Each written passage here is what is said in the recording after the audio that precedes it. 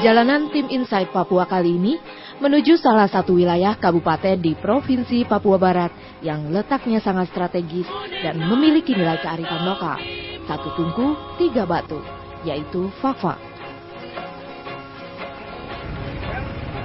Masyarakat Fak-Fak hidup sebagai petani dan nelayan. Biasanya warga pesisir yang bekerja sebagai nelayan ini pada saat musim panen pala juga turun berkebun. Sementara warga kampung yang tinggal di wilayah pegunungan mayoritas bertani. Profesi guru, petugas medis, dan PNS menjadi profesi yang diminati sebagian masyarakat di kota.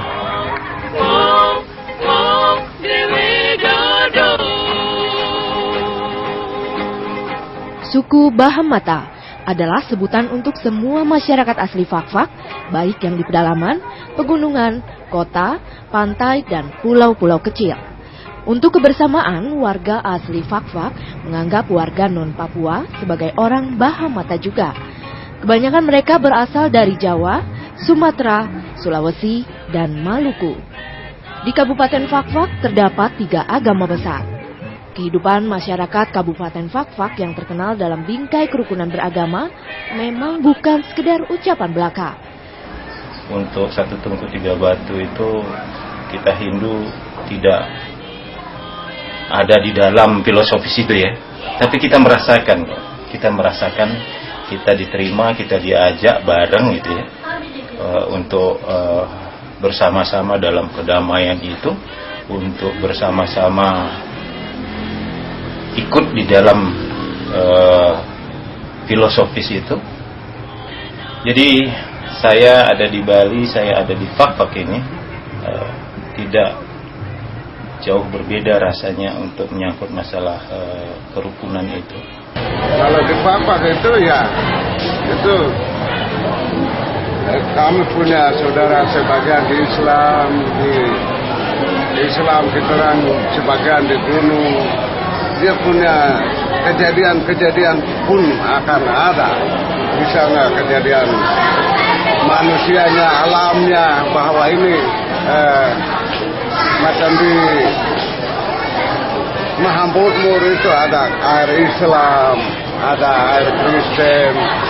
Kami di Papua ini bukan hanya agama atau ini, itu sudah terjadi sejak dulu sudah. Di tengah maraknya permasalahan isu agama yang memecah belah, masyarakat Fak-Fak memiliki filosofi dan cara unik dalam menjaga keseimbangan hidup antar umat beragama di Papua. Di sebuah pasar tradisional di Fak-Fak misalnya, dalam keseharian, kerukunan hidup antar warga yang berbeda agama sungguh amat terlihat di sini. Satu tungku, tiga batu merupakan suatu istilah yang menggambarkan filosofi keseimbangan dan kebersamaan. 3 kaki pada satu tungku diibaratkan sebagai 3 agama besar yang berada di Fak-Fak, yaitu agama Islam, Katolik, dan Protestan. Dalam pemikiran masyarakat Fak-Fak, jika 3 kaki ini stabil, maka semua persoalan dapat diatasi dengan baik. Di sini kami katakan tungku tiga batu, sedangkan kami hidup rukun dari bersaudara yang mulai dari Fak-Fak gunung dengan Fak-Fak pantai, yaitu kalau gunung yaitu Kelamomonga, Mamur, karena dia punya saudara ada juga di Islam.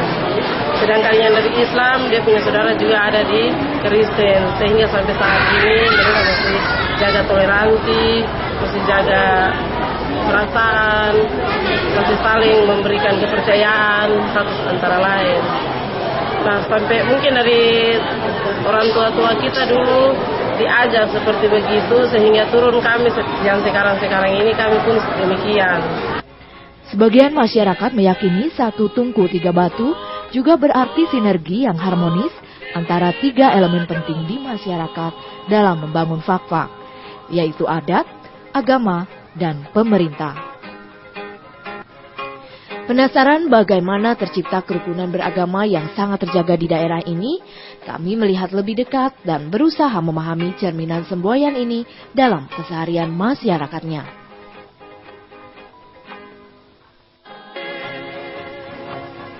Masyarakat Kabupaten Fakfak sangat menjunjung tinggi nilai-nilai keagamaan. Namun keseimbangan hidup dan toleransi antar umat beragama di antara mereka sangat terjaga. Bahkan mereka memiliki satu semboyan, yaitu satu tungku tiga batu. Nah, tiga batu ini menggambarkan tiga agama besar yang ada di sini. Semboyan itu sangat tercermin di antara penduduk sini dalam tradisi-tradisi mereka yang unik. Seperti apa? Yuk kita lihat bersama.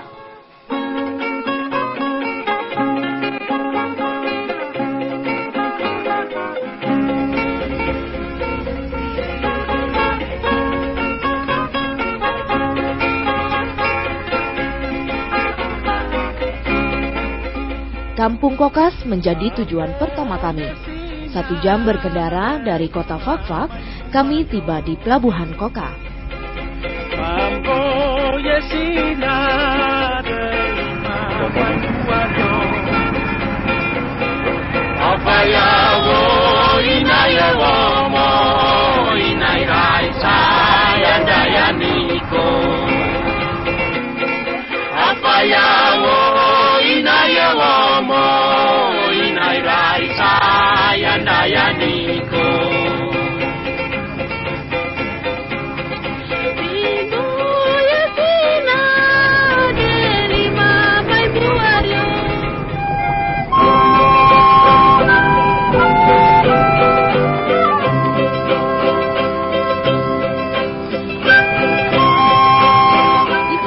Kami disambut hangat warganya yang ramah.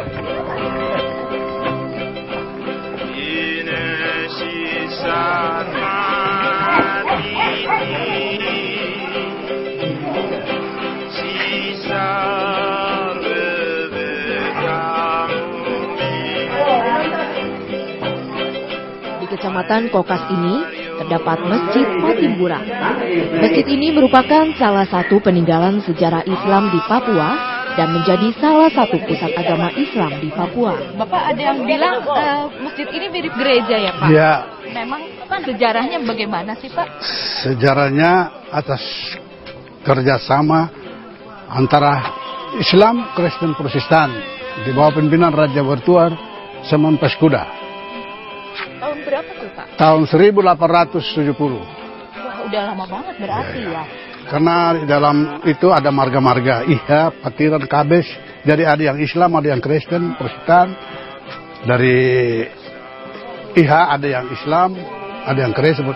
Jadi kerjasama. Sebagai apa? Kita bahasa Indonesia sekarang bilang digotong royong. Tapi dulu dibilang masuki. Masjid bersejarah ini juga menjadi penanda agama Islam telah masuk ke Papua sebelum abad 17. Masjid Patimbura memiliki keunikan sejarah tersendiri. Pada bangunan ini juga tercermin lambang kerukunan 3 beragama. Bila diperhatikan, desain kubahnya mirip gereja di Eropa pada masa lampau.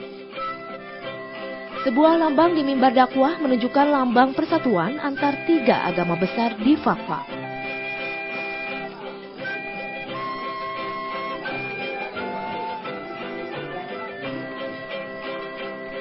Orang Arab, dia sholat.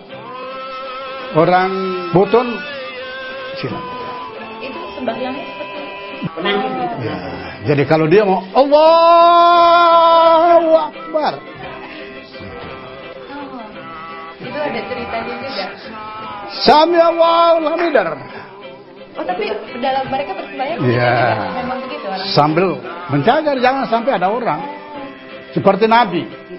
Dia masuk bersolat bawa batang korma. Jangan sampai musuh masuk selain dia. Jadi itu hanya menjaga. Jadi kalau orang Jawa bilang pencak silat. Ya. Kalau orang Papua bilang main langkah.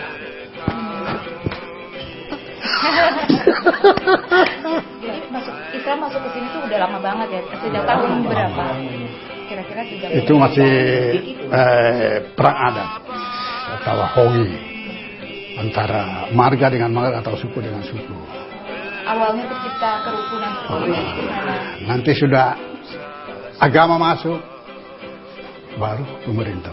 Adat masuk, memperkenalkan sesama manusia, baru agama masuk, pemerintah masuk. Jadi kalau kita bilang dalam sejarah adat duluan, baru agama, baru pemerintah. Tapi karena pemerintah dia merangkul semua, sehingga menjadi satu undang-undang atau satu hukum negara pemerintah Republik Indonesia.